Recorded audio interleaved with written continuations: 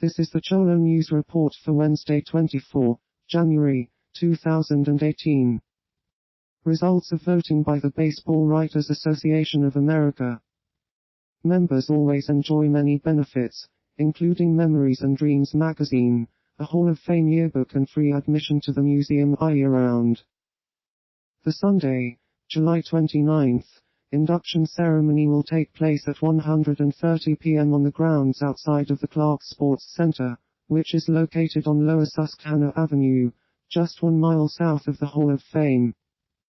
For the 17th year, Play Ball returns as players, legends anew with an interactive meet and greet, starting at 8 a.m. on Friday, July 27th during Hall of Fame weekend, 2018.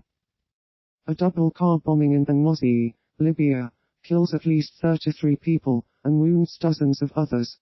The victims include both military personnel and civilians, according to local officials. Some 10 to 15 minutes later, after security and health officials had arrived on the scene, a second, more powerful blast was detonated from a Mercedes, parked on the opposite side of the street, hitting an ambulance and causing a higher number of casualties. The fighting in Benghazi was part of a broader conflict that developed in Libya after former ruler Muammar Gaddafi was removed from power and killed in an Atabak uprising in 2011.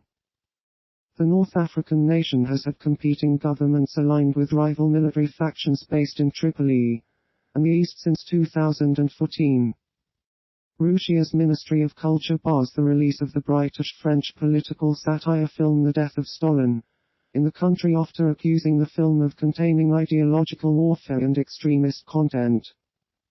The Culture Ministry told Interfax news agency it had informed the film's Russian distributor, Volga, of the decision.